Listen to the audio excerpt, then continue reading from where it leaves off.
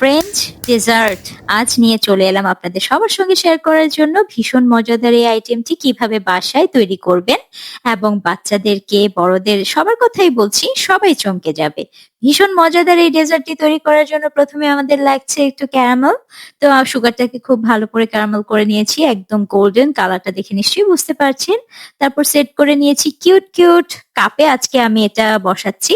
আপনারা আপনাদের পছন্দের যেকোনো পাত্রে যেকোনো শেপে আপনারা বসাতে পারেন। তারপর দুধটাকে ভালো করে জাল করে নিয়ে তারপর ঠান্ডা করে সেটার সঙ্গে ক্রিম মিশিয়েছি। আর যেটুকুন টেস্ট অনুযায়ী আমি চিনি অ্যাড করেছি। আপনারা আপনাদের টেস্ট ওয়াইজ চিনিটা অ্যাড করে নেবেন। তারপর যেটা করেছি একসঙ্গে একটু ৩ টা ডিম দিয়ে মিশিয়ে নিয়েছি ব্লেন্ড করে। তারপর সেট করে নিলাম।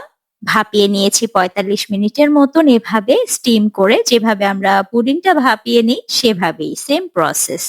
তারপর যখন ৪৫ মিনিট হয়ে গিয়েছে আমি ঢাকনাটা ওভাবেই রেখে দিয়েছিলাম, ঠান্ডা হওয়ার আগ পর্যন্ত অপেক্ষা করেছি। ঠান্ডা হয়ে যাওয়ার পর ফ্রিজে রেখেছি ঘন্টাখানেক।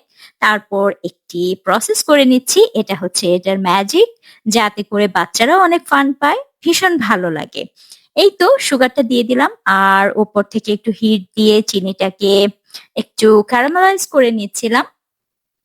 তারপর যেটা করেছি আপনার প্রতিটার মধ্যে এভাবে একটু ক্যারামেল করে নেবেন। টর্চ গান বলে এটাকে। এটা যদি আপনাদের কাছে থাকে সেক্ষেত্রে আপনারা এই প্রসেসটা খুব ইজিলি করে নিতে পারবেন। খুব ভালো লাগে। কারণ সুগারটা গলে কিন্তু এটার উপরে একটা ক্রাঞ্চি প্রলেপ পড়ে যায়। খাওয়ার সময় ভীষণ ভালো লাগে ক্রাঞ্চি ক্রাঞ্চি। ভেতরে থাকে ক্রিমি ময়েস্ট, মানে টেক্সচারের যে পুডিংটা ভীষণ মজাদার।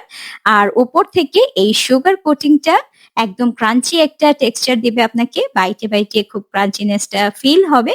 মজা লাগে আরকি।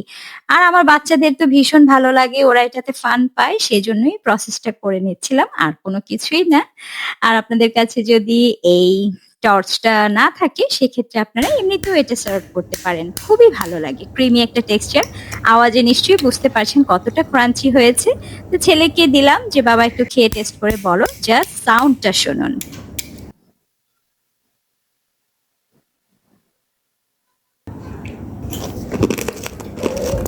নিশ্চয়ই বুঝতে পেরেছেন সাউন্ডটা শুনে আর ওর এক্সপ্রেশনে।